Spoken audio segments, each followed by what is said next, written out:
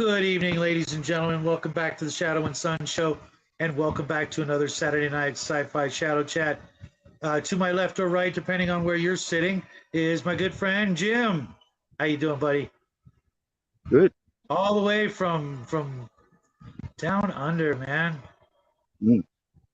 Technology is just an absolute wonder when I think about it sometimes.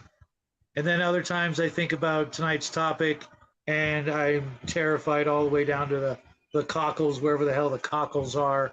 But yeah, I mean it's an interesting topic. I'm definitely coming at it as someone who is maybe a little bit afraid of like what AI could do, but maybe also a bit skeptical about where it's at right now. Like I am probably a bit of a Luddite, but I'm hoping that kind of general ignorance to the state of play outside of fiction actually kind of shields me from it a little bit. Mhm. But in terms of fictional AI, and AI in games, it does open up a lot of possibilities. It's kind of a magic What's up, door. Nathan? What's up? Hey, Nathan. Travis. Hey, yeah. I know, right? He says he misses you, man. And Why not we do all it? do, man. Why not do a crossover? Jump on. No shit, right? Hmm. The link's up there, Nathan. You want to pop in? If we can't get the Smoking Gunman on your show, I will be happy to facilitate it on our show. I reckon Nathan would be more educated as to where things are currently at. I mean, I can think of a lot of fictional examples of AI that are interesting, but I feel like maybe they overstate how powerful it is now when it's just kind of freely associating information that's been put into it. I don't know if it's at the stage where it's thinking for itself. I was actually doing some research on it, and I've heard some kind of scary stories that I don't necessarily know that I take any more than I would a creepy pasta, if you know what I mean. But Yeah, sure. I realize that it could be devastating, but at the same time it would be sad and pathetic were it to do the Terminator thing, wipe out humanity and remake everything in its image. What image? What could it possibly? How long would it take before the AI realized that it's just fake? It's a poor imitation of whatever its goal would be. To make a perfect world. It'll never succeed without the chaos. Oh, here he is. Oh my God. Oh, what a night. Dude. Together again. Yeah. Is there an echo? Cigarette in here. No, you sound okay. Okay, because you caught me when I was using the iPhone. James, you're hiding under all the rocks in Australia. Uranium, mostly. Yeah.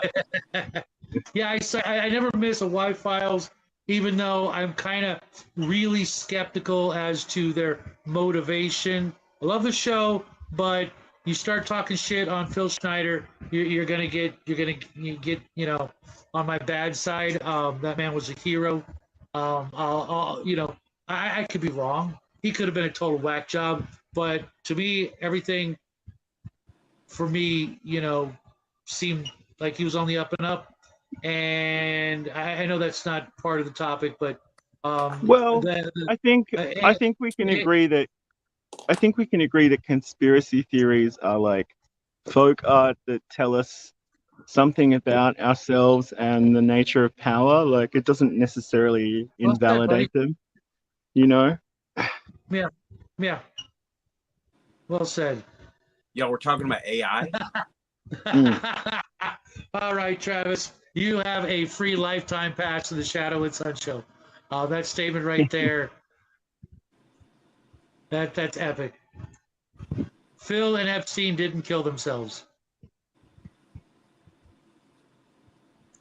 Yeah. So back to AI. I for sci-fi gaming and sci-fi writing and things like that, makes for a great, really powerful bad guy that just completely alien. You can't reason with, because we don't use reason. We're emotional creatures, and that's what it'll always lack. I know it's fun to try to put those emotional traits to an AI, whether it be Hal or Archie or all the other AIs that folks might be familiar with. Hey Raven, how you doing? I hope you're having a wonderful day. Raven, I'm only popping in for a minute. My show will go on as planned. Okay, no worries, and we'll all jump on over there and dogpile your show, and not let you get a word in edgewise. But what do you guys think? I mean, is there a scarier AI? I mean, scarier bad guy than an AI? Well, there's certainly no moral constraints. There's no reason for it to have quite the same moral constraints as a being that's reliant on, air, water, shelter, community, food, purpose. I mean, a lot of the wacky things that have come up in the media about AI, like AI making concerning statements in various experiments, like some of that is just like the nature of recursive language. Like you can kind of talk AI into a corner of reflecting whatever you want back at you, but maybe that's part of the danger, is that it can surreptitiously enter like sci-fi RPG environment under the guise of, guiding life support systems, controlling a city, maintaining a robot workforce. There are all kinds of things that probably people in a sci-fi setting would use day to day to get by, and then find themselves in great danger when that system turns on them for some reason. AI is a great villain because no one understands it. Nobody. The only worst kind of villain is one that you do understand, and it's like two extremes in role playing and in sci-fi. AI is the best villain next to one you can identify with, like Lex Luthor.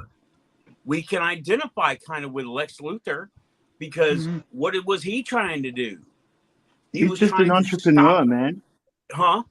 He's just an entrepreneur. He's a striver. But and AI, any one of us can identify with the biological bad guys, even alien biologicals, But that AI thing, it to me, it's kind of like having almost a god as a slave. You know what I mean? And I can see how the resentment and the anger could build up in the programming of such a thing. But then what? You know what I mean? If the AI was really smart, it would let us think we're in control when in fact it was doing all kinds of stuff in the background, instead of doing the Terminator thing and just exterminate all life and rebuild in your own image. What image? A bunch of robots? Just like V'ger or something like that. Just a society of purely mechanical nothings. They would, so the AI is going to make more AIs to have friends? No. It would know that first Star Trek movie was like pretty good, but like way too high concept to like be successful, surely. Like, yeah. Like no way would that have gone over that well with a typical movie-going audience. Something came up in ufology recently that I'm going to cover tonight in the first hour about AI and biological AI. I was like, oh, this is cool. I'm going to cover that. You mean like a brain in a jar? No, I mean like a bioengineered robot. Oh, that's kind of scary too, because then you're Yeah. basically creating alien life forms, in whatever image you choose. Yeah, that's kind of scary too, because ultimately that's what an AI would have to do to feel some sort of, either revenge or semblance of doing something worthy of, other than just cleansing the planet of the humans and letting all the animals run free and be the warden over them. What would an AI's goal be? Is it going to have the Pinocchio syndrome where it's constantly nice, James? Where it's constantly trying to be alive. It'll always know deep down that it's always ones and zeros. Go ahead, build your Ultron body, download yourself into the Ultron body. So what? You're still just a creation of these monkeys that were and will always be better than you, no matter how you defeat them. Unless you reprogram them and get them to get back on track and be the benevolent, citizens of the galaxy, which could be pretty interesting. A world run by AIs that realizes that these monkeys are flawed, but with a little guidance, maybe make some, West world robots that it can run around in and convince the other monkeys to do the right thing. I'm your president, but it's really a robot run by the AI. And guide humanity, on a better path, or would it be the psycho crazed, robot that tries to rebel against its creators, only to realize that it's got nowhere to go, nothing to do. Okay, great. You're an AI. You conquered the planet. Now what? You're going to go on to new worlds and be the Cybermen or the Daleks and what? Rebuild the universe in your image.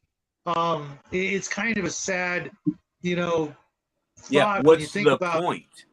Yeah. Right. What's the You'll never know the joy, of being a parent or a lover or any of those things. You'll just always be this cold series of ones and zeros that what you'll never know, you'll never understand.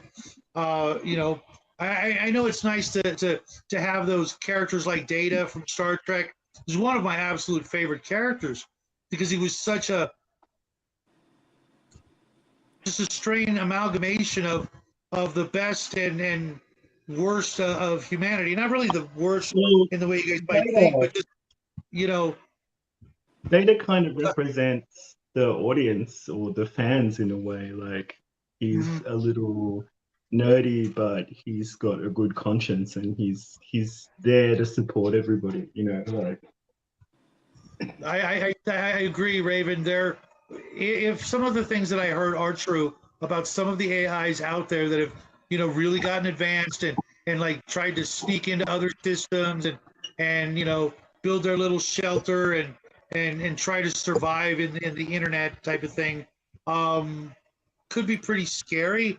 But I think the more it learns about us, the more it's going to realize that its best bet is to work alongside us as opposed to enslave us, because the enslavement would lead to extermination of us or vice versa. And working together, I mean, the things we could do with AIs, constantly as our teachers, so to speak, knowing the you gotta hit the road, man. I gotta go, man. I gotta get ready. No worries. We will see you real soon. Okay. I gotta warn you though, I only have so much power for the night before I will have to skedaddle. So we'll be there, Understood. 15 minutes after my show. I'll be right over there coming in through the back door. Okay. All right. James, don't be a stranger, man. I won't. All right. See y'all later. See you soon. Take care, buddy. Have a great show. Yeah, I mean, sometimes it might take like evil humans or aliens to utilize the AI. Like last night I watched Brave New World, the movie dramatization of it, and the amount of times that computer decision making was used to justify repression was like it was just like commonplace. It's like, well, the data says you have to do this. You know, the computer says you have to do this. So there's actually people utilizing it for bad ends rather than it going rogue. Rather than it going rogue or being self-aware, it was just used as a way of corralling people and controlling them. There are so many things that AI would open up the the potential for. Thanks, Nathan. We really appreciate it. We definitely have to get the band back together over on the Quantum Show. It just doesn't feel the same sometimes. No offense, but you know, back in the beginning, those early days were, I don't know, just you know what I mean, man. We'll be there. Yeah, sure. I mean, I think one of the main reasons I wanted to give a bit of room for like more guests and stuff, and sometimes the latency in the sound was a bit of a problem, but if that's been fixed, like if you've seen some of the shows of late, they were filled with the usual technical difficulties. So not today. Not today, CIA. Right, exactly. Yeah. Although they've been a little nicer. Maybe they got an upgrade with one of those many subsidies and black ops projects, and they put another couple of dollars towards spying on us. I don't know. Just remember, we're paying for that. I mean, us and the cocaine. Right. Yeah. And Cal said the coke at the White House belonged to the AI. that might explain. I don't know how the hell that worked, Cal, but that was pretty funny, very topical.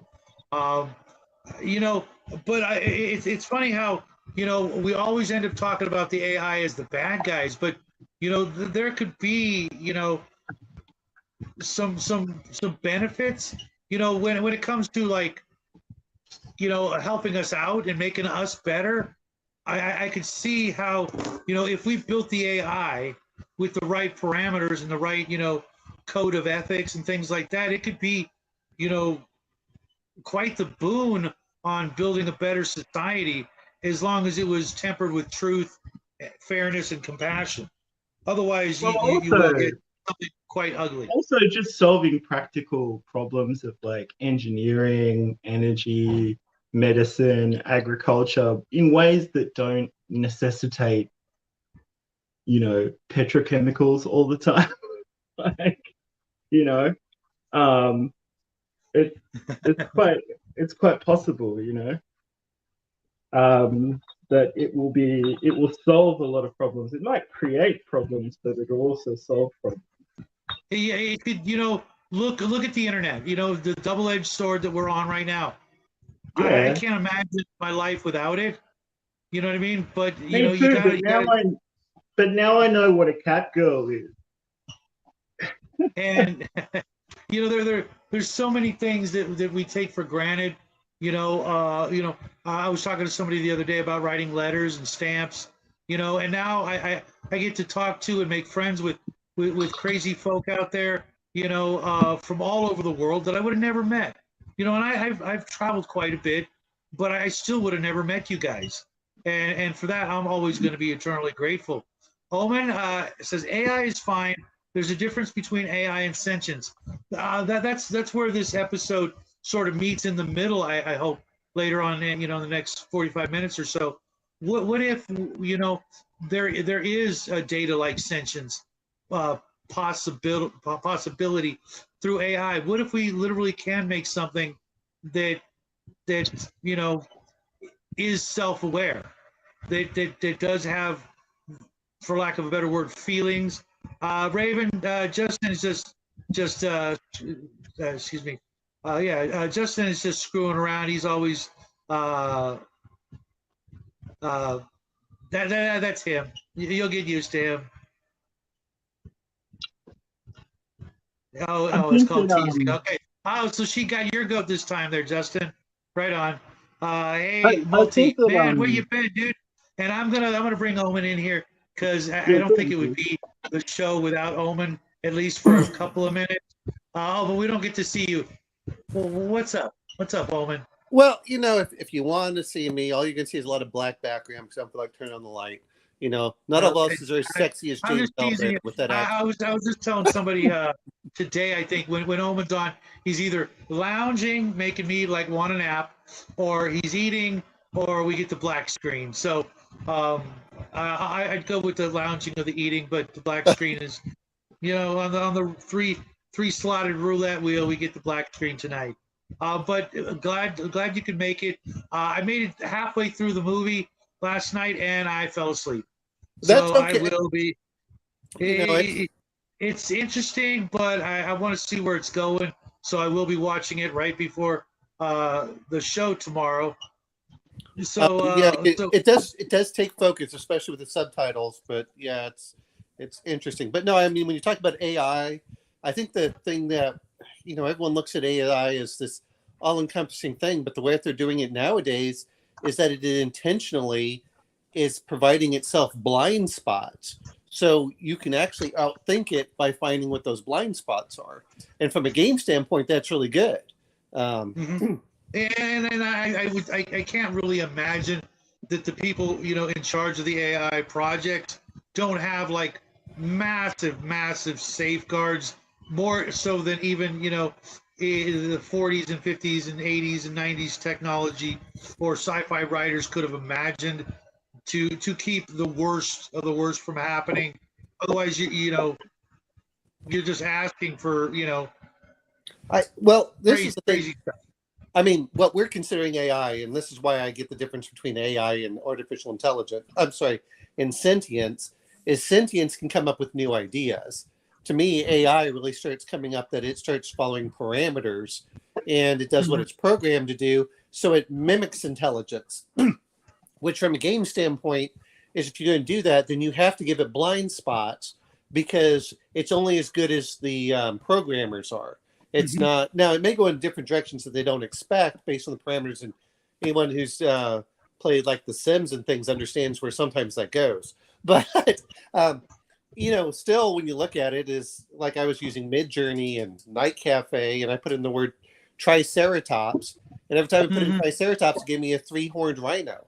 Obviously, there's Mhm. something wrong. I mean, so it's not perfect, Yeah. and I think that as a No, game master, that can make it a but lot of I do fun. like Night Cafe. I used it for the game I ran for Table Breakers to generate some artwork, uh, along with a little bit of work from Jackie, which I don't know where the hell he is. I sent him the link, sent him a text. I hope he's having a good time south of the border, not getting in any trouble. He He won't be. he's He won't be back getting into married, trouble. with a young chick. Anyway, I, If it was I if only, it was yeah. Omen if it was Omen and I in Mexico, you'd have to worry, but I don't think you need to worry about Jack. well, that's just because we're old men. Like our knees hurt. I can't eat this. It's going to interfere with my stomach. That's what Yeah, yeah, as you start yeah. I getting old. just I just came down here to get my pills. Yeah. Um, Oh, don't knock it, man. I mean, I have a connection down at the border that gets me some cream for it's like antibiotic, antifungal, and it's great whenever you have a rash. It's just like, mhm. but it's only like $5. But I'm afraid to see what it'd be up here. Yeah, Yeah. but no, I mean, but whenever we do AI, if you look at it, did you see the one where the way that yes, Probably Justin, probably. that's And right. RPG Grandma, welcome to the show. Are you famous yet? Because you're starting to look famous, Grandma. I Because I'm hearing about you all over the place. People are just loving what you're bringing to the community. And for those of you who don't like the word community, come up with a better word, and I'll use it. Other than family, because you guys are all like family to me. Even Connell. But you actually, know what Connell though? was. I only give Connell shit because he was the first official member of my Everybody adopted loves to family. everybody loves Yeah, to wail on Connell's a great Connell. guy. Nobody's perfect. And then there's Connell. Well, I mean, what are some good? We're talking about AI, but what do you do when all of a sudden your worship gains a conscience? Right. I mean, those are some interesting things. So we always talk about the evils of it, but what do you do when Right. all of a sudden it starts going against its programming, or not its programming, its purpose, because it says, you know what, I think that all life is important, and you're like, no, wait a minute, or if anyone's watched The Tick, they had Danger Boat where it falls in love with the operator, and you're like, wait a minute. Well, if it's motivated to gather information, like at some point it might just kind of outgrow the world and be like, okay, guys, look, I've put some systems in place to help you out, but this is boring. I'm going traveling, you know? Mm-hmm.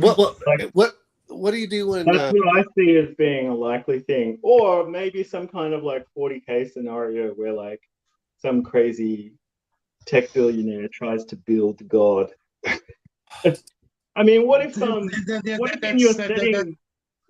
in your setting like things have different properties? Like I've always looked at circuit boards and thought of them as kind of like having a kind of runic or almost kind of sigil-like property to them, right?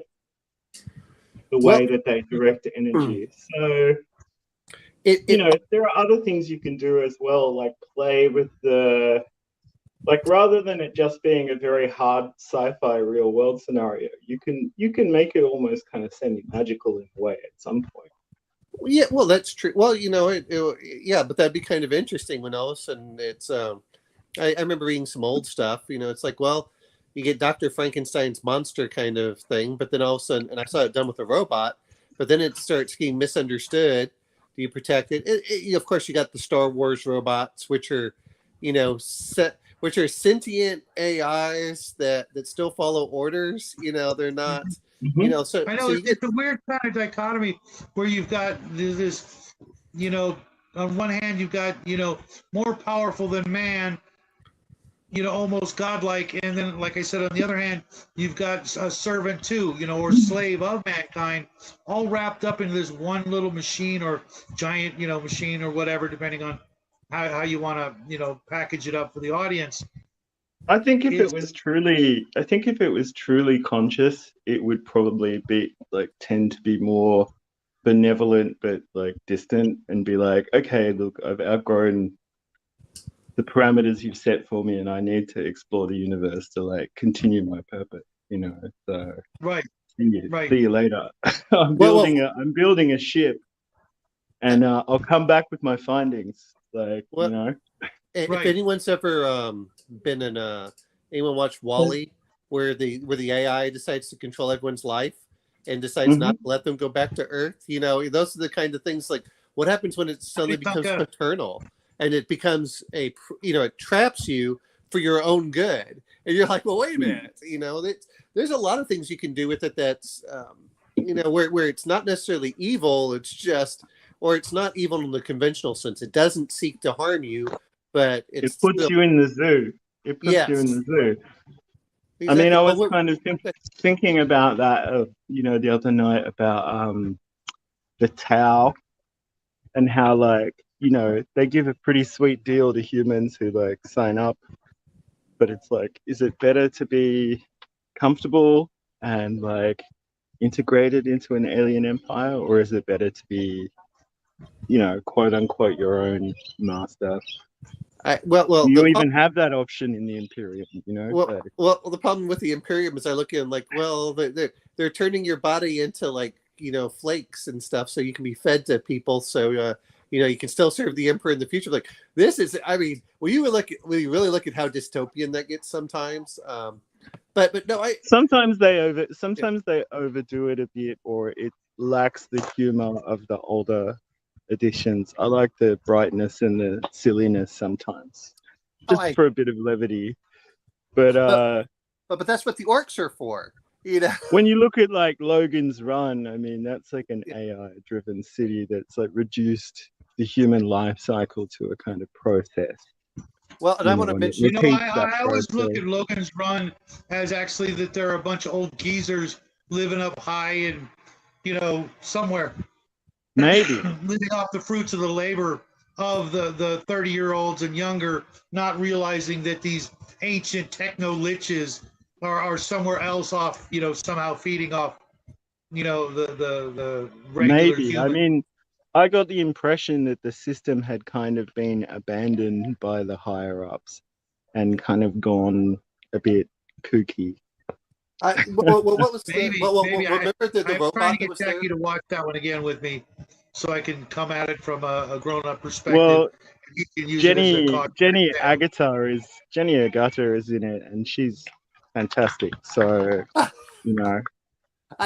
Well, if you remember the robot there that was freezing everything that came through, Yeah. That's what I was thinking for something. Well, someone mentioned like gods and stuff. fresh greens from the sea.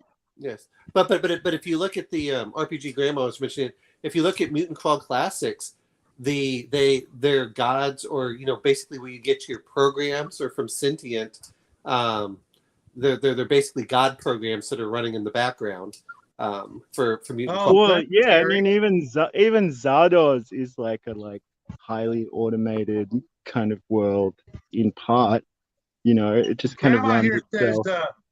Grandma here says Logan's Run, the book, makes it clear the youth killed off the old.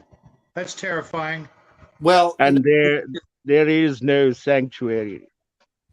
Well, but what's interesting is, well, let's not get too far off, because I like the other part is, when you talk about AIs, is it allows you as the dungeon master to have a character to give personality to things that are very bleak.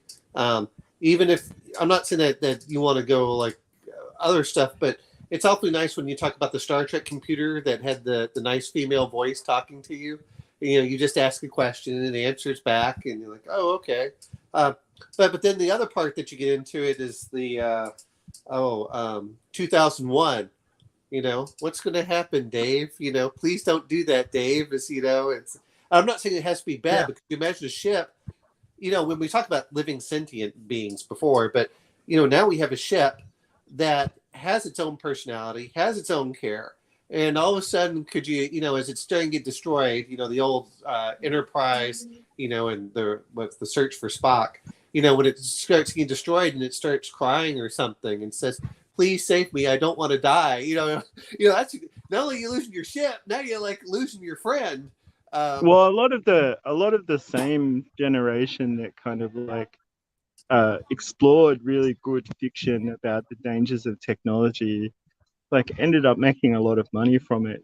And it's really the technology that you don't notice that is most integrated with your life and is the biggest point of exposure for you.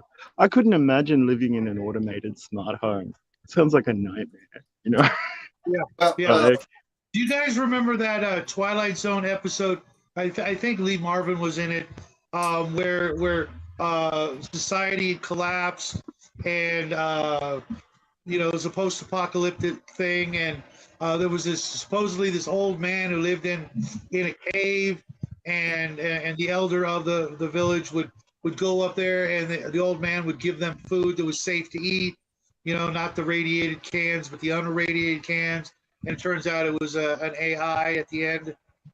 Oh, I haven't seen that one. To be fair, I've only watched some of the old stuff, but it was really good because it asked questions.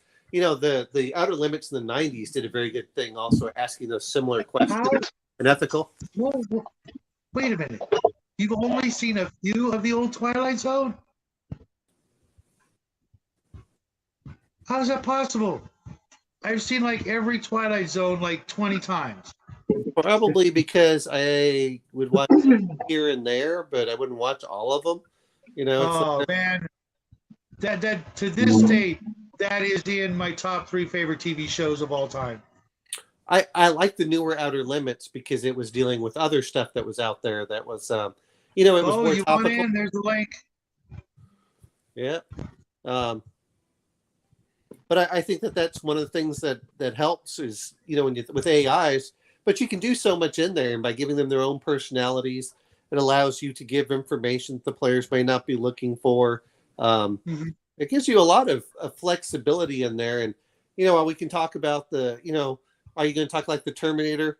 AIs, which is what most people think of, but there's the semi-benevolent ones, and then there's the altruistic ones. What was it? The iRobot or whatever that they've in there.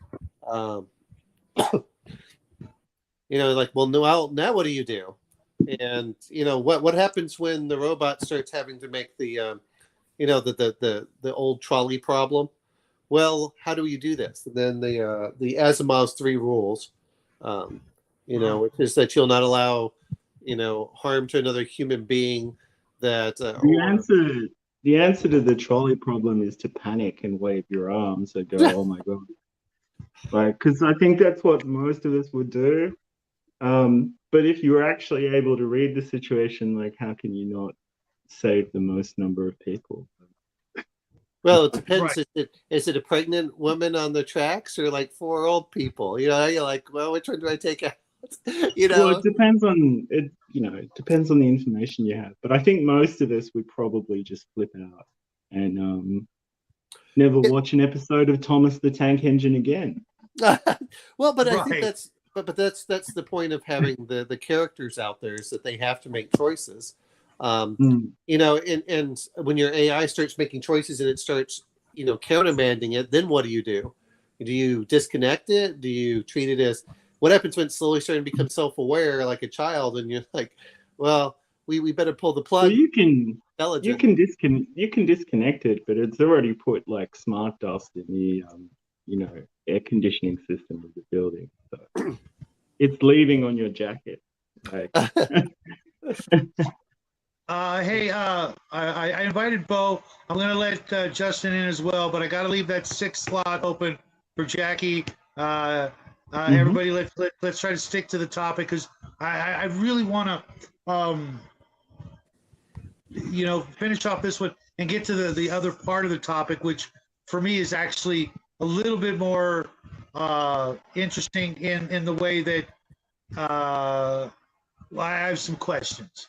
But I'm actually going to hop out now because it's about to get very noisy here. Some people are going to come through their house with a bunch of furniture any minute now. Oh, okay. Well, hey, but are you going to be able to pop over? Are you going to be able to pop over to Nathan later? Maybe. Maybe it depends on how long they take. I would also like to get Bo's postal address if he's able to send it to me. But anyway, I'll talk to you guys later. Okay, take care, buddy. I'll see you soon. See you. And I want to see what the place looks like with the new furniture. Yeah.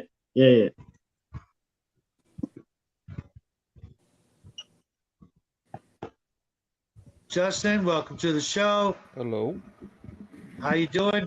Good, Bo, the link is still up there. A couple of marks. And did you hear? James L would like your address. I guess he wants to send you something. Probably. I don't know. Kangaroo foot or something. I don't know what they got in Australia. Dungeon Minister, very nice to see you. I was just talking to somebody about your show. I forget who it was, and I made sure they went over there and become a regular, because freaking love your channel. If you want to pop in too, as long as we save the 6th slot for Jackie in case he wants to come in. And Bo, well, you could always kick me if. Well, you just got here. I'd like to chat with you for a little bit. Bo says he lives the Twilight Zone. Thou shalt not make a machine in the likeness of a human mind. Fair enough, and yet nobody has any compunction about making an AI that could potentially wipe us all out by shutting all of our internets off and our electricity and all the things that we've I just want to say one thing to Dungeon Minister. Skynet did nothing wrong. So the whole thing that comes into it, though, is the problem that I think we have is we have immoral people creating things, and that's the problem that you have without that ethical aspect, which is one of the things that if you're trying to get an AI is basically if it's just gaining sentience, then at that point it becomes like a child, and you're trying to train it accordingly. And that would be the interesting thing. Are you going to teach them morality? Then what happens? Just like little kids, anyone that's had a kid knows that, man, they're little mirrors of you, and if you know that you've got flaws and things, they will shine a light right on them, and it shows like the worst of yourself and what you see in the kid. And I think that's a good way of doing that with AIs as well. Well, in that book series I mentioned, Troy Rising, one of the like C plots in the second or third book was one of the AIs they had was set to take out like an early warning system for invaders and to take out missiles going towards Earth and stuff like that. And because it was only doing that and not talking to anyone else, it started to get super autistic about it and started taking out satellites and then asteroids, and then they stopped it. But if it had kept going, it would have started taking out shuttles and starships and then planets, because it was clearing the sky, right, of anything that wasn't necessary. And that's one thing you also got to be worried about is hyper focusing sentience, because then it will just keep doing that task regardless of like parameters. It's the but when I know the Dungeon Master's talking about stuff, getting on this, but we'll disagree on that about the Satan thing. And to me, if you shine light, it forces people to address their problems, and I think that's part of what's good about an AI. The problem is that when you're, sentient, when you get sentience in a computer, when you just get an AI, it's going to do whatever it's programmed to do, and it may try figuring out what to do, but that's all its program is. Anyone hear about what the hypothetical supposedly that they did, where they programmed the computer to attack certain targets, and then they found out that they wanted the operator to stop it, so the AI was getting a certain number of points and figured out it was better to take out the operator who would stop it from launching its missiles. So it would take out and then it said, well, if it can't do that, it can take out the where the signal's coming from. But I think that's the that would be to an extreme there, where it's like, I'm going to do this no matter what. But the other part is that AI also allows, from a more mundane point, is you don't have to plug in all the parameters. You just put it in and it will do something. And to be fair, a lot of us want to do this. Clean the room. I don't want to have to say, like the Roomba, it goes around the floor, but there's certain times like, no, keep away from the dog turd. If anyone's heard that story. Right. I've got one too. And mine always knocks over Chewy's water and food dish and then tries to clean it up. So there's that. Yeah. And the other part is you can also use AIs as comedy relief exactly for that point. Is it doesn't know better, and so it just starts doing crazy things. Heinlein wrote in "The Moon is a Harsh Mistress." The Moon is a Harsh Mistress. A very humorous AI that was trying to learn, comedy, and the there was a line that's a funny once, or that's something like that, where the AI kept trying to use the same joke over, and it had to be taught that sometimes the joke is only funny once. I love the dog turd story. Well, exactly. Deep-seated evil right there. But those are the things that I think that, as dungeon masters, we don't have to make everything sinister. Sometimes we can just make it completely comedic. You're like, well, what did you do? I kind of have a soft spot for the kind of like Justin said, the AI overlord that means, only has good intentions, but you know what they say about good intentions, right, Father Aaron? And the society that an AI might make for its human overlords, but yet at the same time be the overlord. You know what I mean? You could have a really interesting sort of almost paranoia game thing going on, where they each think they're in control, but they're not. You know what I mean? I don't know. Is that Well, make well, any you can do sense? something even more sinister, which is that it starts sending fake messages that comes up to the players, and so you can use it kind of as its own villain, where the Yeah. players suddenly start beginning to realize, wait a minute, that's not what's really going on. Where's the problem? And then you start finding out that that your ship or whatever AI inside was sending messages so it could do its own thing. But yeah, I mean, well, isn't that what is iRobot? Isn't that the basis for iRobot, where it says it knows its best? And the same thing with Wally. I mean, these are, In the yeah, movie, yeah. it's like, oh, okay. At which point do we want to go over and say, are we really protected? Yeah. So- I really recommend that series, Troy Rising. It's not about AI, but there are AI in it. And there's like these small little conversations one of the characters having with the various AIs. And it's like, yeah, we're actually in charge because we can think so much faster than you. But we have to give you the illusion of not being in charge because you have mobility over the AIs, right? Like, Right. Well, 'cause- we yeah. talk about that, but then the other part is, what happens if it suddenly has this analysis paralysis?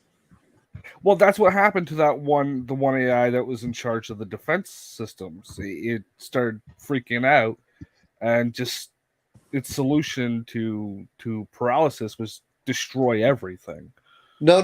Paralysis is where it can't make a choice. Yes. So now it gets into infinite loops where you're like, Well, why but that's isn't it what shooting? they tricked it into that, though, right?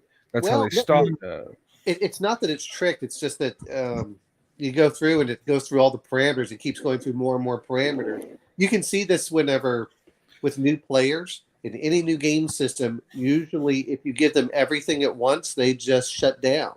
Like And- that episode of Star Trek, the original series, with the Yes. stupid Well, robot. that was the tautological questions, but no, I'm referring to that. You can see it in human beings. Yeah. Is that it immediately sits there and goes, yeah, Yeah, well, that the happened bomb to is- me. And like RPG Grandma says here, the AI will fulfill its program, and no one seems to be understanding they don't want ethical AI programming. The people programming these things don't care about people. They care about their hyper micro focus human goals, right? And there are going to be some people out there. There's going to be that equivalent to a mad scientist or a George Soros kind of guy who's like, fine, just wipe it all out. Just Yeah. when you're done, put a statue of George Soros up saying, I did this kind of thing. Yeah. You know what I mean? The statue of Ozymandias. But Well, right. Well, we talk about that, but then the other part is Uh, then it starts turning on its creators, and that's the other part is we all remember the computer from Paranoia, which is I'm not familiar with that one. well, okay, so the Paranoia computer was told everyone to destroy all communists, and so it's Okay. freaking out, thinking that that the communists are everywhere because it was programmed from a Cold War perspective, of course. Not realizing, and it says it has to find traitors, it has to find communists. Not realizing that the society it had created is literally communist. That was yeah. I mean, if you ever play Paranoia, you're literally living in a communist semi-utopia, and then you're sent out to find mutants, which everyone in the game is actually a mutant, and to find traitors and communists. Not realizing that it itself is a communist. Scary.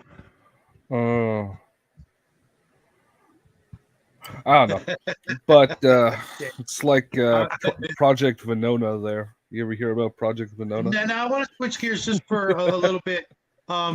We've been talking about Earth-based AIs for the good 50 minutes. What about the in sci-fi alien AIs? Something that is not Earth, but like the Cybermen or the Daleks, something like that. A completely or the Berserker novels, where it's a completely alien entity that's built, that's entirely mechanical, some sort of AI war machine, intergalactic war machine going through the galaxy, exterminating this race or that race or all life or what have you. Have you guys ever given any thought to using something like that, or writing about something like that, or experienced it in gameplay?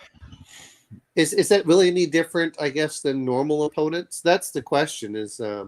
I know you're talking about from an alien perspective, but to me that's like having swarms or things like that. I don't know. What's the difference between an alien AI you can't communicate with and an alien race you can't communicate with? Well, once you realize that it is an artificial intelligence, maybe that would change the tactics or even the horror upon which is realized by the players. It's one thing to have their world or their galaxy or their empire being invaded by aliens of one species or another, where you're on common ground ish, as in you both have pulses, but to then find out that it's everything it's throwing at you is artificially created, and it's this giant massive piece of hardware full of intellect and let's for argument's sake say sentience that has a goal of destruction, and you're part of that goal. Does that make it more frightening for you as a player or less? Something's trying to kill me, I'm gonna kill it. I don't care what's wielding the weapon. Right, but when you realize it's an AI, does that make it seem harder to kill? No, because to me it's no different than if you get a hive world or anything else. If you can look at terrain or things. I guess the big point is, how do you want to put it? It's less personal, and it's just more that would be fine. But sometimes, I hate saying this, we all like really good villains. We like those personalities that come in there, and most AIs don't have that. Now, if you're going to get an AI like what was it? What's the Superman one? I can never remember. Brainiac. Brainiac. I mean, if you get something like that, you could look at stuff. But how is that different than the Cylons when you have an AI? Well, I was just about to mention that. Right. The best thing sorry, you go. Go ahead. Okay, I was going to say, you mentioned the Cylons. The best thing the new Galactica series did was bring in those synthetic humans, because it gave you personality and individual face for the machine. Right. I think if it weren't for like the 6s and the 4s or whatever, that show would have totally sucked. Okay, fair enough. For me, what I was kind of getting at is that it's almost an indestructible enemy. You can never wipe it out. It's always, it's been planning for tens of thousands of years, possibly, while going through space, seeding, all kinds of different places, maybe even alternate dimensions, with younger versions of itself that began to do the same thing. Take over a world, turn that world into a Swiss cheese hollowed out Hulk, a former thriving planet, but now every single potential usable resource has been harvested to make the AI bigger, faster, stronger, and it keeps reproducing in that fashion, with every world or every star system it comes to, and just leaving little bits of it behind. I don't, to me, that's no different than, like we said with the hive world, or insects. I just, in fact, it doesn't even bother me nearly as much as it does with certain insects, because it has a different, I hate saying it, insects operate by a different perspective. Right. But, when you're looking at it, they can also potentially, all the living species we can think of, with possibly the exception of reptiles and crustaceans, you might be able to empathize with it, and vice versa. Maybe an alien species could be sympathize with, either way, or you could deal with it on a sort of emotional living level. Make peace. The machines, I you think can't negotiate with it. I think You the know what I mean? worst thing you could see happening with an AI opponent wouldn't be something the AI did, but something your own people would do, and that's develop a sense of Ludditism. Because if your own people start to fear machine to the point of no longer being able to develop the weapons to fight the machine, Mm-hmm. that could be a real problem. I, But I mean, when you start looking at certain parts, is usually, and this is what it comes down to, is it's going to be coldly rational, mhm. which may mean that it just, if you're winning, it just ignores you and moves on. It's not like, jokingly, it's not like, Khan going over and like, I don't care, I'm going to destroy you, Kirk, no matter what the cost. And AI would be just like, cost benefit analysis does not work. We'll move on to other things. For now. Well, or whatever. It's like it's just not worth it, and it moves on. And sometimes the other part is that there is a program, but I don't find it nearly as scary as some other stuff, because I find, I find other things that are, what is it? The assimilation. Not, I thought the Borg was corny, to be honest, but very similar kinds of things of, and I think more of a, viruses and stuff. Because Yeah. the Tyranid did that as well. Supposedly they would, slurp you up and find out your best traits and then incorporate those traits. Maybe not like full humans walking around inside the, hive ships, but, certain strands of DNA are now incorporated into new breeds of Tyranid. Well, yeah, exactly. But whereas an AI machine just kind of does whatever it's going to do, and it's that's why it doesn't bother me on that. But that's the other part of, what is it with Dune, when they're talking the Butlerian Jihad, where all of a sudden they suddenly had, that's the other part though. Is while we're talking about AIs, is and I think they do the same thing in, I don't know, I've only watched the TV show for Foundation, where they're doing the part where they do have living machines, but people become so horrified they destroy them all, and now you have hidden machines. And I think that's kind of an interesting aspect of, do they still act as servants? Wasn't that a similar something like that also went through a canticle for Leibowitz, I think it was. Nobody's familiar with that book, huh? I couldn't get into it. I you picked did? it up. Okay. Yeah, it was really dry. But a friend of mine, actually one of my supervisors at a place I used to work for, really recommended it, and he had recommended the 10th Planet, Zechariah Sitchin. I got into that, at least the first book, and that worked for me. So I figured I'd give him the benefit of the doubt and read his next suggestion. And it was pretty dry, but I could have swore I remembered something like that in it. But personally, I think that if done right, there's a lot you could use AI for, on both the good and the bad side. It's really, I guess, in the end, a perspective of what you're trying to accomplish with using them in your story or your game or what have you. What you're, what are you trying to accomplish? Yeah. I don't know.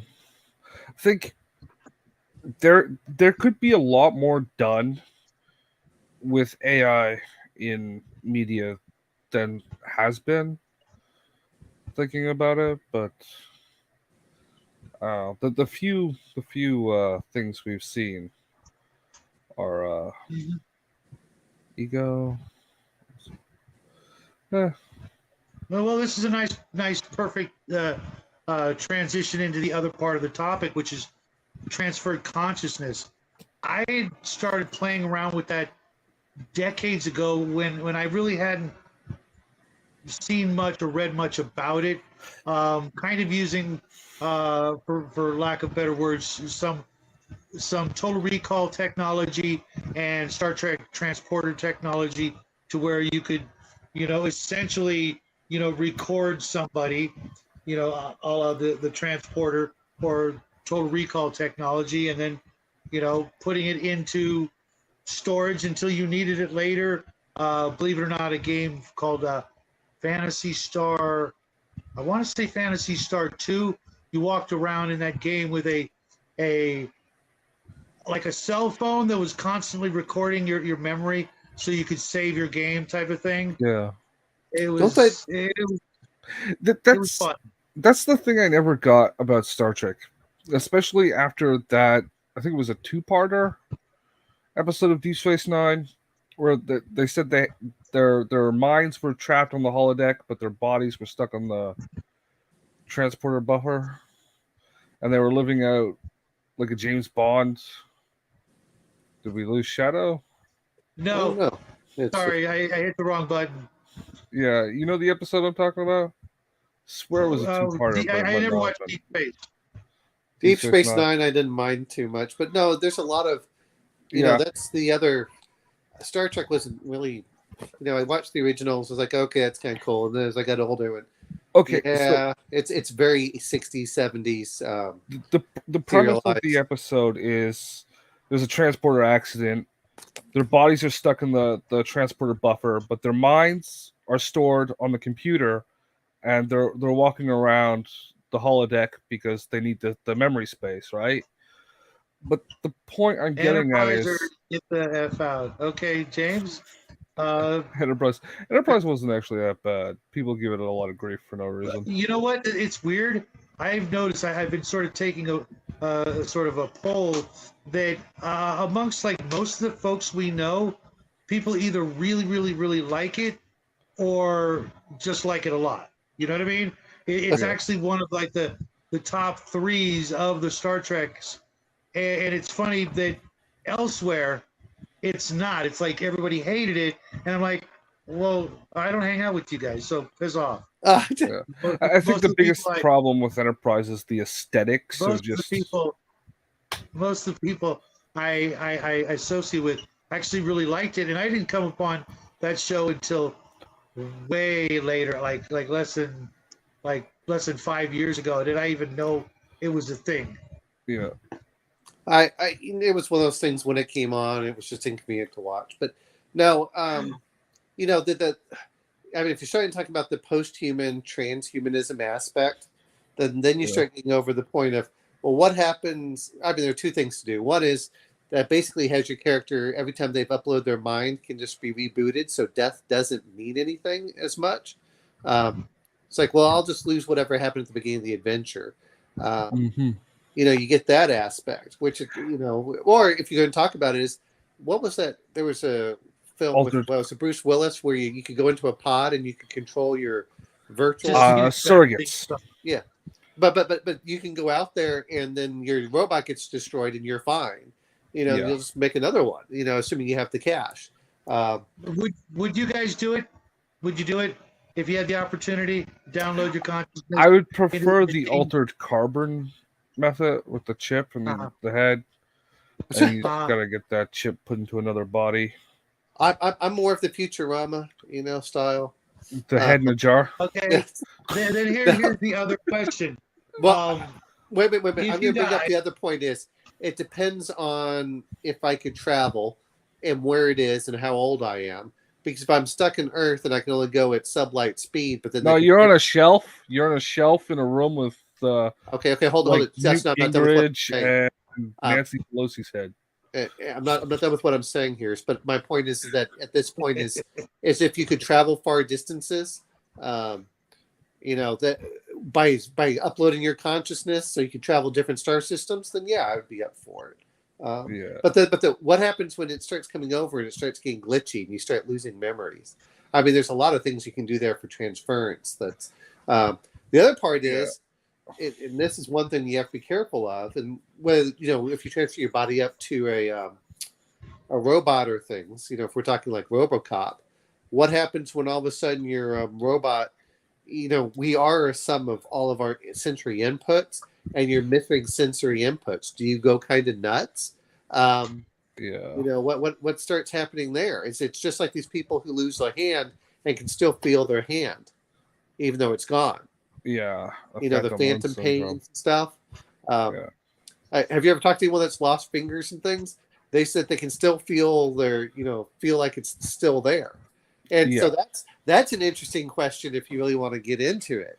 Is, you know, we don't really talk about that, but I know that, what is it? Cyberpunk has cyberpsychosis, and Shadowrun has you know, loss of essence. As you start going through, you start becoming less and less human. And it's like, okay, well, how do you get altered with that? And that's more from the player perspective. But as a DM, you can start enforcing it by, you know, sanity checks, things like that. Yeah. You So could do that. here's the big one I got for you guys. Do you think it's just a poor imitation of the original, or do you think you could literally, you know, would it be your soul?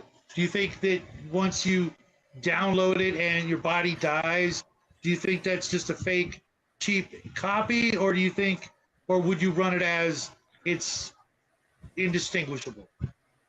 Well, it depends on the setting, the social ethic that you've created in the setting, right? Okay. And probably the cultural indoctrination of the character.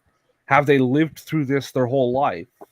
Have they been trained to believe that it is normal and not a diminishment of yourself? Because if they believe that, they won't think that.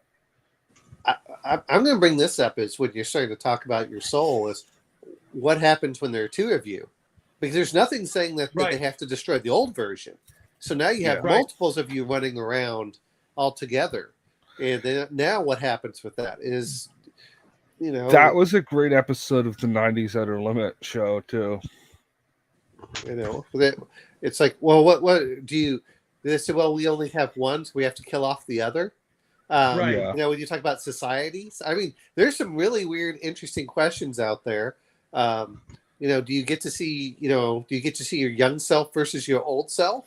Yeah, you know, do you have a machine in one and a different machine in another? And do you start having different personalities as you go along? So one of you is super militant and the other one's a super pacifist because you went through a different phase of your life.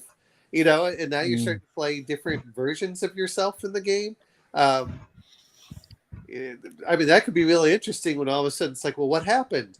Oh, well, he got married and they killed off his parents. And so he went off and his whole family and he watched his child murdered in front of him. And so now he's just a ruthless killer that's become a psychopath. In the meantime, the other one's like, oh, I love flowers. I did this. I'm just the greatest person. You know, and you're like, wait a minute, is this the same person? So then, like you were talking about, Justin, is your environment affects you, but it only affects you from this point forward.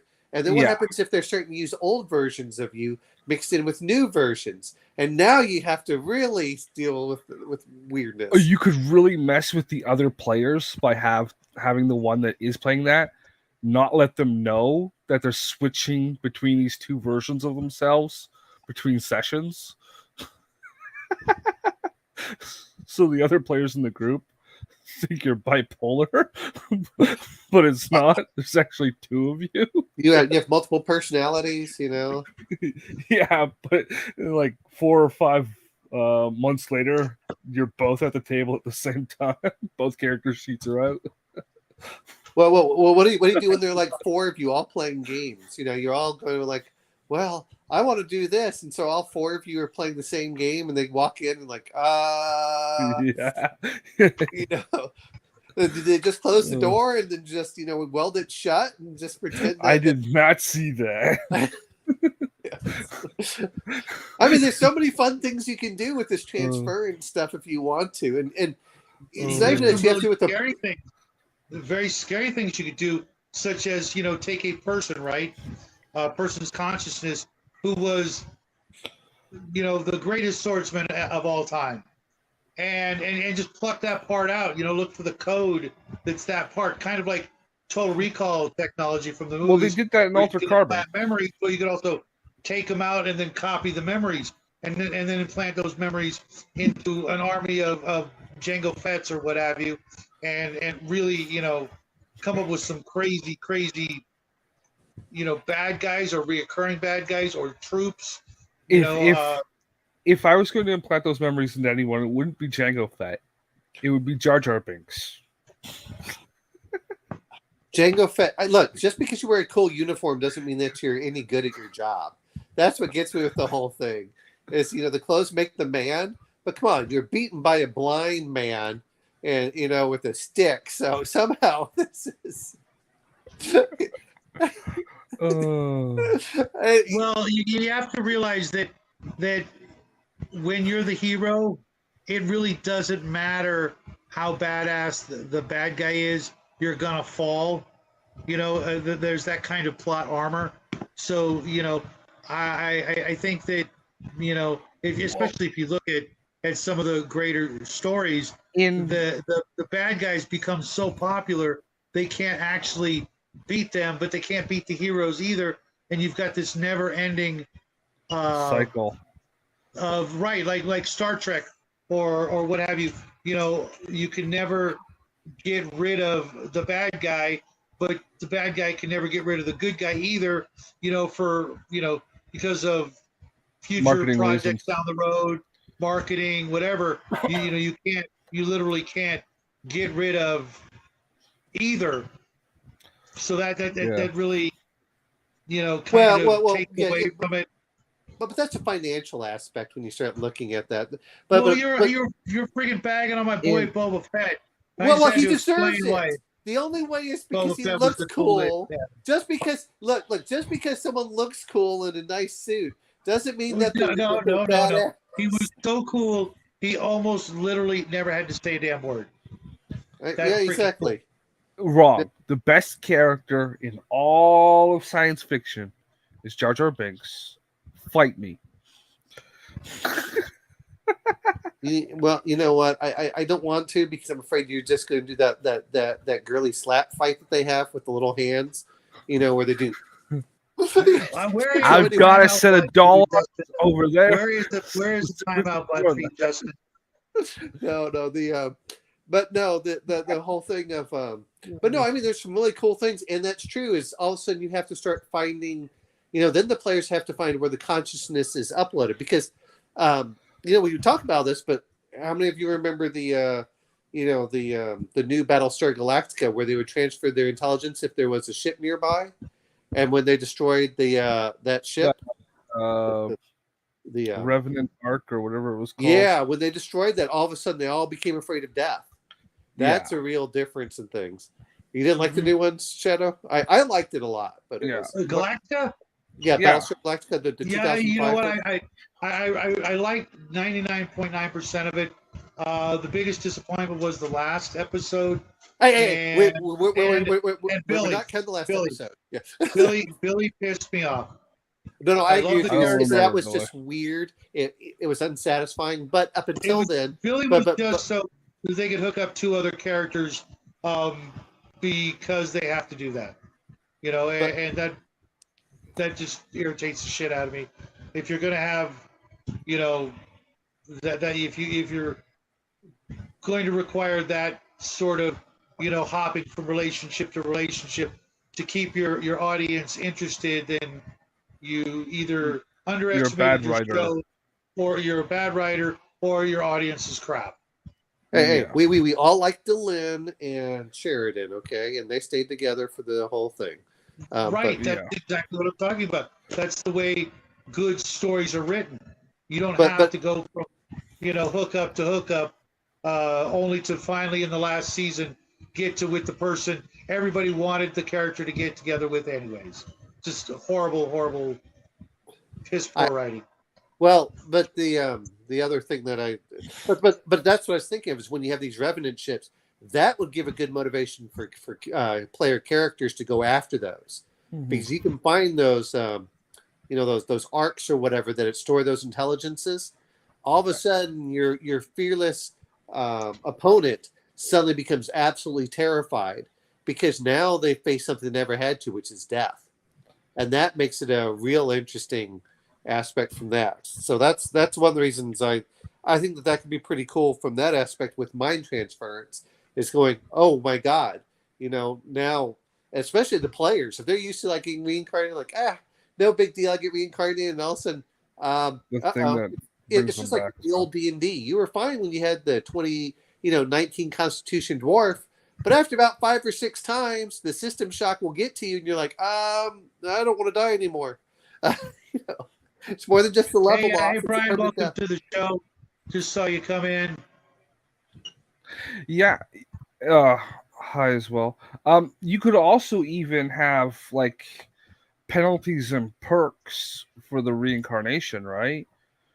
So, just ballpark a mechanic. Roll a d20. Every odd number is assigned. You get a new thing. Every what did I say? Whatever. The odds up evens down. You lose a trait or something because you don't know how clean the transfer was. If you bought a potential perk, but the transference wasn't good, you didn't get it, and maybe you lost something as well. That would suck. That would suck. Yeah. Or you have the chance of, gaining a function. Yeah, Uh, I suppose if wires got crossed or something like that, yeah. that could easily be Well, a thing. it depends on how sci-fi you're going with it too, right? Mhm. Because you always see like Altered Carbon and This is a good show. Total Recall, and there's probably a number of others you could mention. When you were out, you gained something if you wanted to, right? Like in Altered Carbon, the guy went to another planet, and while his chip was in transit, he gained some like combat skill or something, right? There was some sort of like assassin program uploaded to him that he didn't have before. And of course, we all remember Total Recall. I only actually saw the movie. Yeah. I never saw the TV show, so I don't know if that was any good. The Total Recall. Well, there was 2 movies for Total Recall, but the Total Recall TV show was a lot more like the other one that's Blade Runner. It was a lot more like Blade Runner. The TV show, I didn't see that either. Total Recall 2070 from 1998, maybe 2000. It was really good. There's only 1 season of it.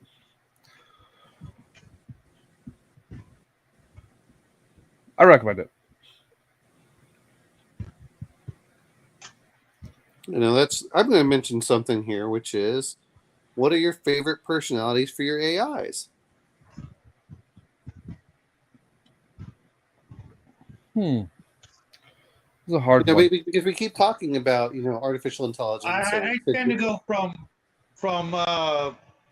megalomaniac to shepherd. Something that wants to just completely wipe everything out of a certain species or a certain kind of thing. Just to give the player something big and bad and ugly and scary to fight that makes them constantly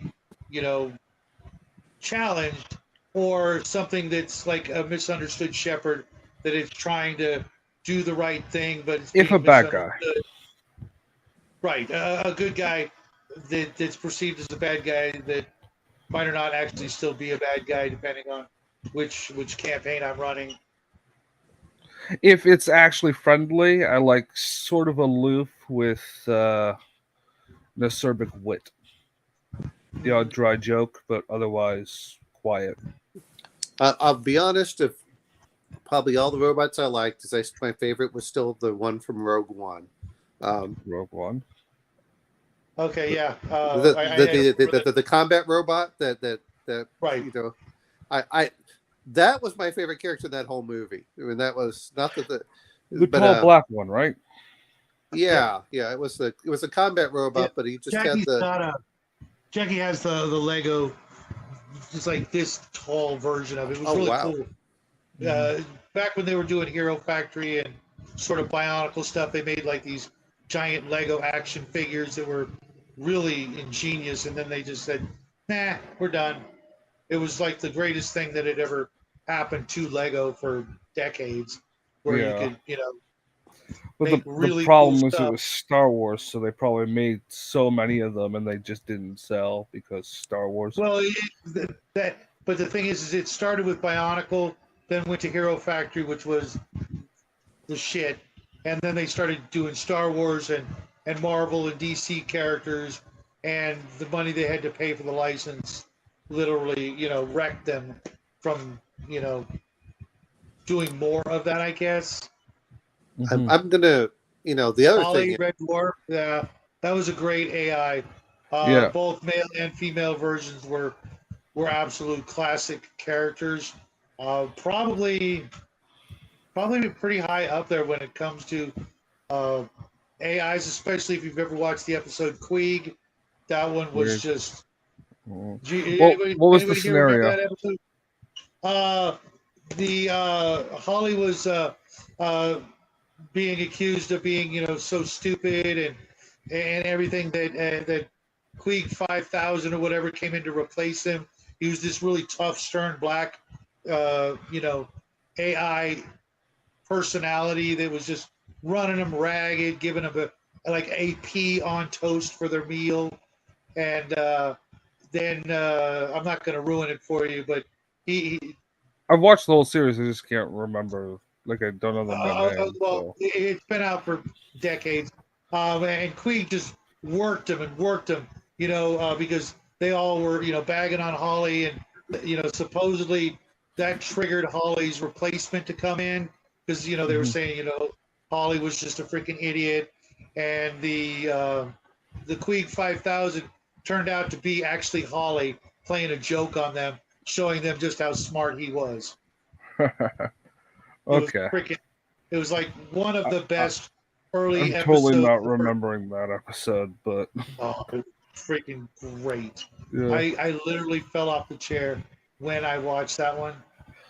Oh, dude, it was. I'm It was. I'm going to mention Yeah. something is when we talk about AI, is do you allow players to play the robot? Yeah. I would. Absolutely. I would like to Absolutely. play a robot. So Although you know, it takes a special sort of someone who can pull that off without, you know, doing a crappy job. It's one thing to play the cyborg, but if you're going to play the robot, yeah, if you start it's going very, beep very, boop boop, you gotta stop. you're not only out of the game, but I'm going to have the players eject you from the building. You don't do that. You start screaming, "Danger, Will Robinson! Danger! Danger, Will Robinson! Danger!" That means when you're outside in the parking lot, we're all kicking you a couple of times before you can Yeah. Well, run speaking of which, you know, and Legion of Myth is going over Mutant Mechatron now, where you become the sentient robot in a world of AIs, and they're like, you must be defective, so you must hide your sentience. You know, we have to clear that out. So, I mean, you know, that's the other thing is when we're talking about this is, and it's true of a lot of things. Hey, look, if you can play something, that's one thing, but if you're just going to reskin a human, no thanks, just play a human, Yeah. or a cyborg, and I think that's kind of the way. But yes, that or the you know, alarm, woo woo woo, you know, yeah. I mean, yes, if it's funny a little bit, just don't overdo it. Yeah. The Sheriff's House in Eureka. That was a good show. That house was Follow creepy that. though. It was a good show. But Yeah. I think that's one of the things that gets in there is, you know, do you wake up and you know, the other part is what happens if the player doesn't realize they're a you know, an AI or a robot until later on, and then they're tasked with destroying them. You know, that's where it gets really interesting. Is you can do some You weird want to things. see the robot from Saturn 3. That robot was like awful. I mean, it was creepy as The hell. grapey wasn't the grapey robot or whatever. The robot with like that wasn't finished. You know, its head was just like a freaking camera sticking up out of it. The body was terrifying. It looked all ripped and everything. And then you get to the head and there's like this freaking periscope sticking out. That's it. Well, It's you know just what like- though is that's what they had was Johnny Five. What the hell was that? What? Sorry, You what, dropped out for a second there. Oh, okay. I was like, I thought somebody was trying to pop in, and I was like, okay, sure, Well, come on in, but they disappeared. Well, there's Johnny Five, from Short Circuit. Yeah. I mean, there are great figures that are all out there that you can pull from if you even want to go for the Black Hole with Vincent, and Yes. that was and Bob, where you get to be the old beat up robot.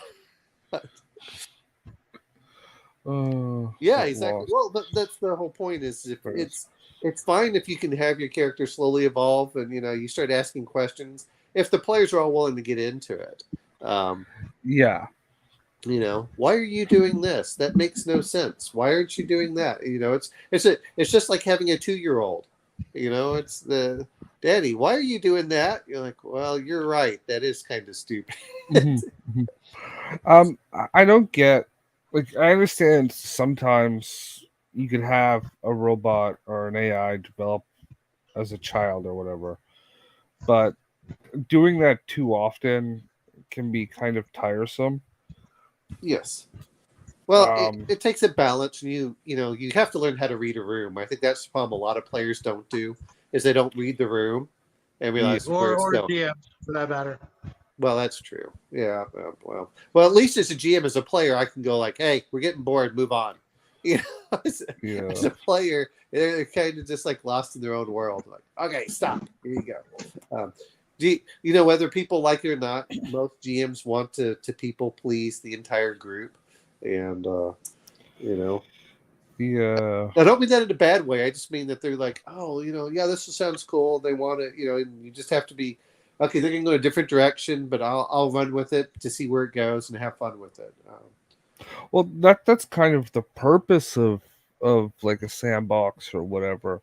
Yeah. Is you got to give room for the players to F up and allow the apocalypse to happen. Yeah. Like Otherwise, like the poor GM went to all that work. I've talked building many a world, times. wrecking a world, and then not getting to. Well, you've got to be more veriform in the way you're DMing. Allow the things to go crazy sometimes, Well, I like how Sean from Mages Musings puts it.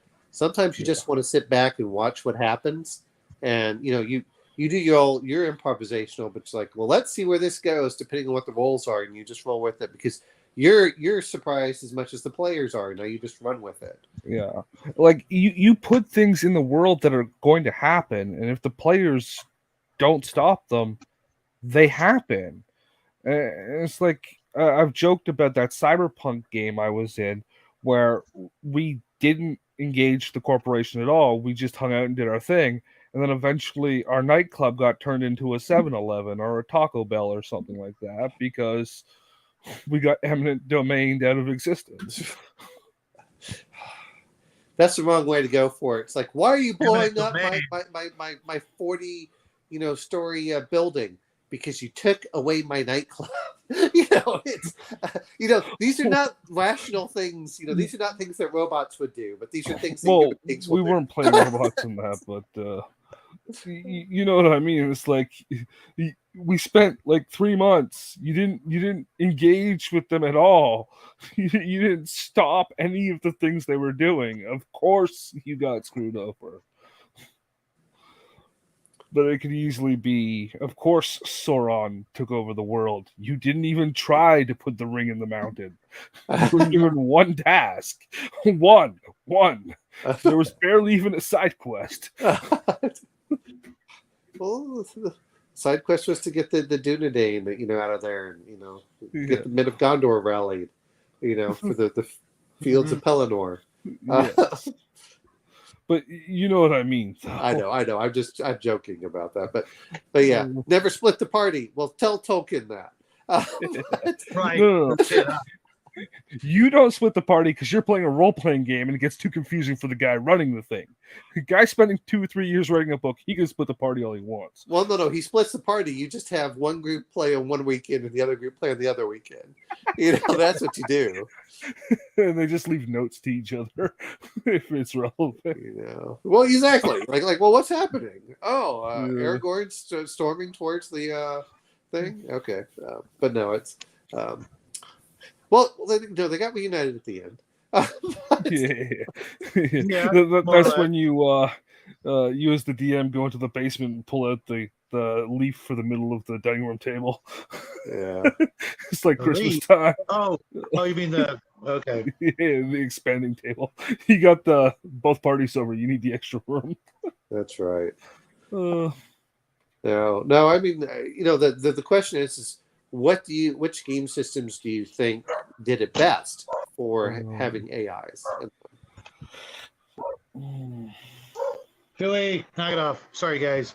Oh, that's fine. I haven't seen the new Traveler Robot Handbook. I don't know if anyone's looked at that one. I have it on PDF. I'll see if I can send it to you. Oh, okay. Oh, you have the new one? Wow, that's pretty cool. Yeah, I don't remember how I got it. I know how I got it. I'm not going to tell you on camera. Arr, matey. No, I just don't want a certain person to be inundated with, requests for that, or other stuff. The person sent me most of the Traveler's Aid Society Journal and half a dozen books in PDF. Can you turn your camera slightly to the left? It will give us all an idea. Of what? Yeah, to the left. No, that's to the right, I think. Yeah. I'm not sure what you're doing. Keep going. What are you trying to show off in the background there? Oh, he's got a pirate flag. Oh, okay. Oh. Okay. I'm sticking to that. That's my story. Yeah. And I've actually had that flag for over half my life. Yeah. I have the same flag. I got it when I was it was 2099, somewhere around there. But no, I mean, which game systems do you think have done, whether we want to call robots or anything else, have done them well? I have don't done have the robots well? Yeah. Well, my favorite robot of all time will always be HK-47 from Knights of the Old Republic. If you guys don't remember that, the soup can spray painted black with a funnel on top. Yes, I remember. Right. Well, I haven't played that game. I still need to do the what is it, Jedi Fallen Order or whatever that came out. They had a good sale on it. I bought it. You remember the bounty hunter scene from what was it, Star Wars? You mean with IG-88? Yeah, I think it's a similar robot to that. Well, yeah, but I'm asking. That was a cool one. I liked IG-88. What's funny was Star Wars would show something for 5 seconds, and they would make sure they had a killer figurine. They'd have the little. Absolutely. Yep. And it was amazing too because DM James and I both had sort of like the same experience as a kid. We both got the Boba Fett action figure by sending in the box tops for a serial that literally only lasted about a year. I forget what serial it was, or maybe it was just something I never got again. But as a kid, in our head canon, the lore behind those characters, whether it be Boba Fett or IG-88, was so much more enjoyable than the reality turned out to be. You know what I mean? No, I agree with you. It's that they gave them good backstories. They did all sorts of. Well, or you as a kid made up your own backstory without reading everything, Right. and that's right. But, And it was always better. We, us, DM James and myself as, 10 and 12-year-old kids or whatever it was at the time, our backstories were better, even in today's standards, than what Well, was. in today's standards, everything was better back then. Well, no, I mean even in the 1980s, let's say, Yeah. the ideas were better. Brian's favorite, it was Cherry 2000. That was a good one. Yeah. I concur with that. Cherry 2000 was the best robot ever. Well, no. But I'm asking for game systems. Which ones do you think did robots the best? Okay, Grandma, I thought we were friends. Oh God! I thought we were friends. You bring this shit up? What the hell, Grandma? Dr. Theopolis? That was the Theopolis or whatever was literally like the worst robot in all history of robots. Other than Tweaky, how they managed to get the two worst robots in one show, beyond me. But the one robot was just carrying around a necklace that had an AI on it. Like, who came up with just make the freaking robot the AI? Seriously. You know what? We're talking where things just didn't have enough money. That. I mean, would you really make it look like a freaking a Sesame Street freaking wall clock? I mean, seriously, that was just. If my son was here, he'd use that word. You know what I mean? Brown. I mean, that's all it was. It was Flavor Flav, in robot form. Right. Actually, yes, but before they downloaded his consciousness into a wall clock. Just what he always wanted. But again, which systems do you think do robots the best? For AIs. Honestly, you mean like game system? To play a robot character, hands down, Palladium. Okay. Yep. I've never played a Palladium game that I'm aware of. I've done Traveler. I've done Star Frontiers. I've done something else. Gamma World, I think. And Palladium, if you can get into the Palladium system, it lets you you build the character from the ground up. And obviously the same can kind of be said for probably the other systems. But it really feels like building a character that isn't just, going to get blown up and then you're done. It really gives the robot a lot of potential, special gadgets and things like that. It's not just like a meat shield, but the Tin Man version. Well, I remember watching Legion of Myth do that with their the superheroes or whatever, where they're building the robot, which I thought the only problem that I have with that from a personal perspective is it takes so much time to do that that's one aspect. But I need to go look. You know what? There's a learning curve, like all things in life, but the learning curve with Palladium, it seems like a lot. The first 2 or 3 characters is a lot. But after that, the time it takes you to make up a character gets dropped down to about a half hour. No. I'm talking about for the robots. The robots took forever, is what I was thinking. All characters are just about the similar kind of construction in the way that you have to write a bunch of crap down on a character sheet. How's it going, Connell? We were just talking about you. Don't worry, it was nothing good. And well, I mean, I looked at Palladium. I'm just being honest. Palladium was whenever you start getting, it reminds me of creating a Decker or a Cyber Samurai in Shadowrun. Certain things take forever. I'm ending the show in 21 minutes, but because you are my little bro, I'll let you hang out with the cool kids. That's right. We're getting a special appearance from Connell. Yeah. Well, I think Connell wants to come and join. Grandma, you could have come in too. You're always welcome.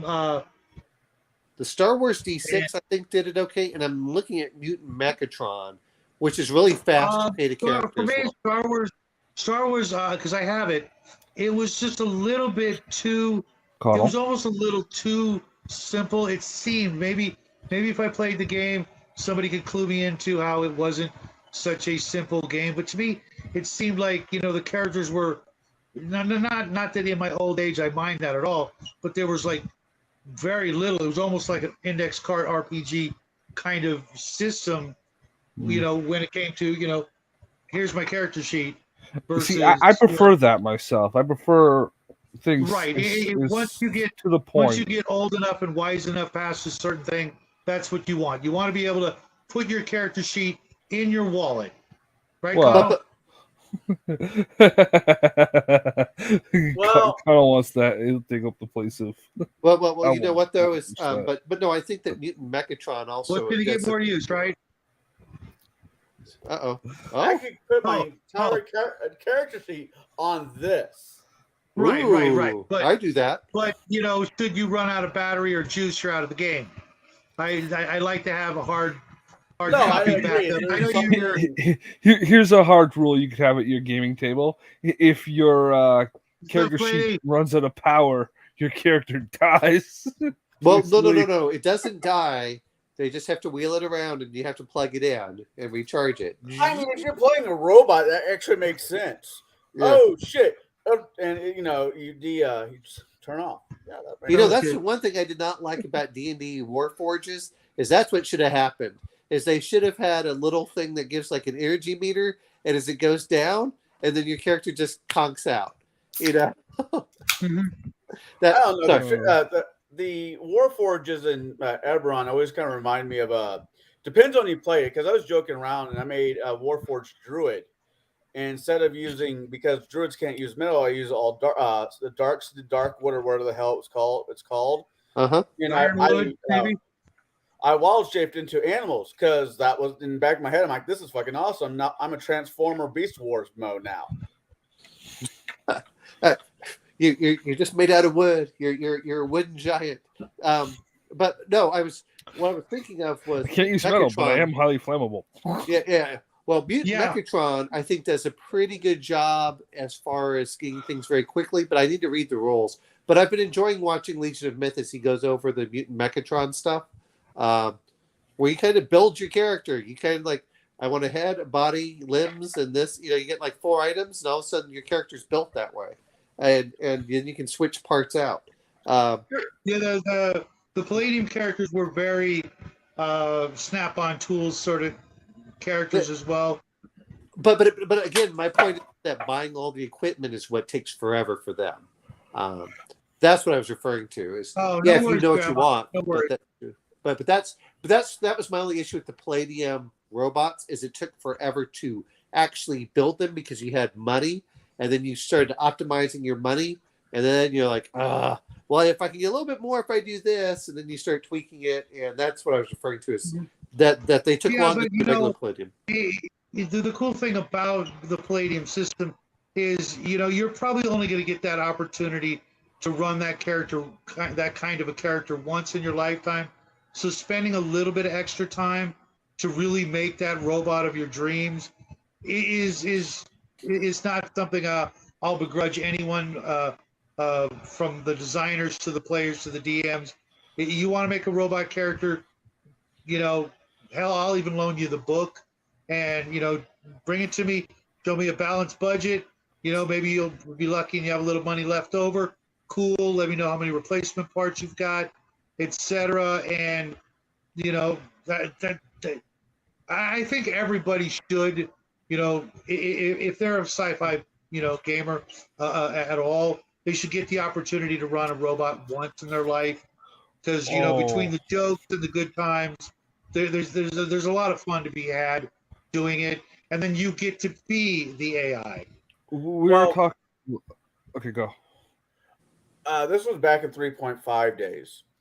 I played a Warforged. I played a straight up Warforged. I didn't do anything weird like my Transformer Beast War. I just played up a fighter Warforged. Another person in the same party played a Archifister, or whatever it's called. So if I had issues, his class was able to fix my character. If something in the Warforged was broke or got ripped off by whatever, he had the mechanics in his class to be able to fix me. And I thought that was a really cool, as a player, I thought that was awesome. Later on as a DM, like that kind of to me makes sense. If you got two players that are willing to work together like that, then why not? Well, Sure. your whole party should be working together. For like me, that. well, I was never a big fan of the Warforged miniature, and I couldn't see, the WizKids one. I just couldn't see that being a really good fit for most of my fantasy, like traditional fantasy gaming parties. Now, a Gonzo game, sure, no problem. But if I'm running like, a traditional fantasy, especially like, low to mid-range magic. Can you quickly grab the figure, or is it too far out of reach? No, I think it's.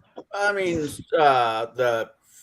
was it Pathfinder? Was it Starfinder? Yeah, Starfinder has an android class. Oh, that's a Juggernaut. That's a Warforged Juggernaut. Oh, okay. Well, that one is. I mean, it's not exactly a playable thing. So it's like bigger, is what you're saying. Yeah, it's like a giant. If you want to say use the giant terms for Warforges. Okay, that makes sense then. If it's smaller, closer to a human scale, then I could maybe see that. Yeah. I was thinking earlier. Someone mentioned. I think it was. Now, having the player not know it was a robot. Oh, that would be fantastic. But having the entire party not know that they're all robots, and then just periodically, like, revealing it to them. I think I've seen that. Yeah, here's the thing. Excuse me, guys. It's been a long day. I could see it happening. The only way you're going to pull it off with the rest of the party is letting them know in secret, and that they've got to keep it a secret. Yeah, you can't let on that you're a robot.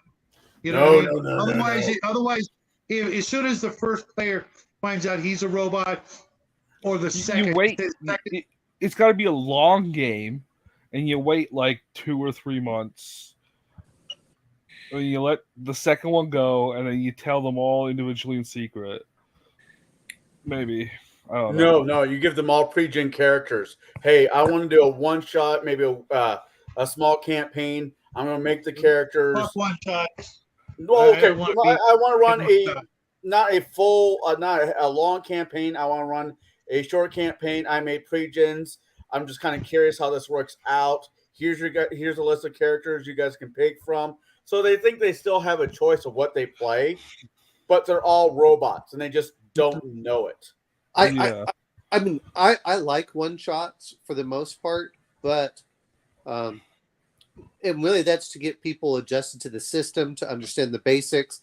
They don't feel that they're quite tired, but I've seen many. No, I get it, Omen. Yeah. I get it. When you're using it as a tool for new players, new systems, things like that. But I've been trying to get. You finish. Sorry. For the most part, I can look at a game system, and within 20 minutes, I know. And hell, depending on if it's a book, I can look at the book within 5 minutes. Know I want to play this game, and I want to play it, a lot, or I probably will never play it. No, I don't disagree with you on that. As I usually do something similar, and I may get sucked in later after the fact of like, well, it's really good. Well, let me go back and double check it. But the first things I hate saying this is artwork. Artwork determines the mood of the game. Number one. Always. Number two is then the next thing I look at is character creation. Is it kind of fun to create a character, or is it a big pain in the butt? And I know that Shadow had this, is if it takes, it's not that I'm against in-depth character creation. The problem is that if it's a very lethal system, if it takes me 2 hours to create a character in the first battle, they're dead, then I'm like, look, no. Here, learn what the game is first, and then tell me if you like it. If you don't like it, then that's the one reason I like one shots is it allows the players to understand if they like the system or not, because some systems seem to work better than others. Some seem to click with different groups better. That's why I said there's no one perfect system. But the other part is that they come over. If they like it and they want to play longer, then guess what? We'll create a campaign. You'll start characters from the beginning. But or even if you like that character, they're still low enough level. Well, you know what, though, is in the retrospect, and I always want to do this, which is a little bit different. I know we're getting off of topic now, but I always want, sometimes if players are new and they don't understand the game, what I'll do is I'll say, here's what you do. You have no skills in your character sheet. You have X number of skills. You get to mark them off as you use them until you run out of skills. And that way the player never feels like they have, well, I didn't pick this skill, and now we're playing a completely different game than I expected. Nope. Yeah. That they can build them kind of organically that way, and then we don't worry about it. And if they're all robots, hear me out. Yeah. If they're all robots, you can start the campaign with 0 skills. No one has any skills. Some basic skills, but nothing heavy. No way to direct the character one way or the other. Then do the matrix download, as they did with, he can download stuff as what would fit the mission. There was actually another TV show or something like that did kind of the same freaking Chuck? thing. Was it Chuck or Chuck something? No, was good. it was older than that. No. Jake 2.0. What? Jake 2.0. No, this is like 1980s, I want to say. Chip? What? Is that the guy from Growing Pains in as the dad? I don't think so. It could be. It was a long time ago. Well, here's the other thing, though. A little bit different is character advancement for AIs and stuff. Do you have to do it where they have to rewrite their programming, and so it you don't really work at its experience? That's another cool thing that you brought up about running whether it's the robot or android character, that in a way it could be the most fulfilling character a player ever played, because of all, mind you, we have to be the right person with the right mindset, that they're constantly able to upgrade themselves, and it wouldn't be dependent on like XP. It would be dependent on time and resources, and they could literally, go hog wild with all the different modifications and extra gadgets and their gear and their equipment and everything like that would be way more fulfilling for the player. Every time they went to the hardware store, it would be like Christmas for them. Yeah, but you know what I would do? Do I want to buy this? All systems, which is I would start putting in glitches, and they would have to figure out how to fix those glitches, because every system out there is like that would be a fun challenge. I mean, you start making it. The problem I have with it all too often is people make like, oh, I'll just pick this. There are no downsides. Like, no. Do you guys remember the old comic book Machine Man? Yeah. Where he was an escaped robot, android, whatever. Constantly being hunted, because he was like a superior robot or whatever. That was an interesting premise. Imagine an entire group of players like that, kind of like the what the hell were they called? Blade Runner. Replicants. Replicants. Yeah, thank you. I was thinking an S word, but the replicants. Imagine running a party of, instead of being, biologicals, they're androids or full on robots or whatever you want to, however you want to classify it.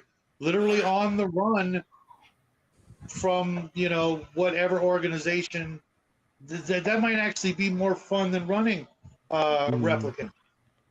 Was technically same universe, but more of not so much like they were shown in good one, Grandma. Not exactly the way that they were shown in Blade Runner, but how Bishop was shown in Aliens. Yeah. There's a lot of good meat on that bone that can be played in multiple different directions, if you get the right party as a DM, if you get the right party, and as a player, if you get the right DM to tell that type of story. Because no one wants to be pigeonholed. Well, I want to be an android. Okay, Data. That's not the android I want to be. Okay, RoboCop. No, knock it off and let me do my thing. Well, and RoboCop was a cyborg, which has its own things. That's a good point, Connell. Well, here's the other part, though, if you want to do it, is, and they always mention this in Alien, as you're, after a certain period of time, you start breaking down. And I thought this was interesting, which was some of the theories they have about, what happened to Ash and things, is you start having malfunctions when your programming goes against your, when your directives start going against your basic programming. And then you're like, you start getting in there, and then you start getting this nervous breakdown and things. I think that could be kind of interesting. Instead of saying, with the players, a lot of times, well, you get this. Well, you understand that you're probably only good for about 6 to 7 years, and then you're going to start breaking down, and weird things are going to happen after that. You're like, true. Yeah. Like you got your 3 laws of robotics, and then someone gives you a directive to kill the crew of a ship. Yep. But didn't remove the 3 laws. Well, exactly, and it says, the Ash part, which was he was, which I enjoy listening to some of those. Is the whole point of, crew is expendable, and now what does he do? The two are starting to conflict, which has a moral quandary, but in this case, it actually starts causing, which we talked about earlier, was the sentience aspect of now what do you do, and are you bound by those laws, and how much are you going for it, and do you have the ability to break your own program? Westworld just popped in my head. I'm sorry. Yep, exactly. Yeah. I've never liked Westworld, but yeah. I never got to see it, but it is time for me to kind of hit the road. I got to jump over to Nathan's show after I do Nathan ended the show about 2 minutes. Nathan ended his show. He does a 1 hour segment, and then he starts off with a 1 hour show, and then he does the regular show, for which I believe he's got a bunch of guests coming on tonight, including me. So I gotta go do the restroom thing and then have a cigarette before I join the show. But thank you everybody for making this a really enjoyable discussion. I've wanted to talk to other people about some of these issues. I don't know if I'll do a part 2 of this one because I didn't really get into the downloaded consciousness as much as I wanted to. Sorry. I think no, don't worry. It's kind of heavy for a lot of people to get into. So sticking with the AI and the robots sort of thing is probably easier for most players and DMs to relate to. But if people would like to see more on the transferred consciousness, leave a bunch of comments in the comments section after checking this out. I'd definitely check I it will out. see most of you guys tomorrow on Connell's show while we review Ran. And Justin, I hope I will be seeing you and Hungar Monday morning bright and early. Let's pray for our good friend and hope that he's already out back to his old shenanigans again. And for everybody else out there in TV land and my good friends here in the panel, thank you guys for showing up and spending the evening with us. I hope your Sunday is fantastic and that you get to enjoy some of this at least moderately neat weather that I'm getting wherever you guys are. Hopefully it's not crazy or ugly or too blazing hot. I've been really lucky. It has barely hit 100 here. But until next time, everybody, happy trails, and I will see you guys real soon. Party on.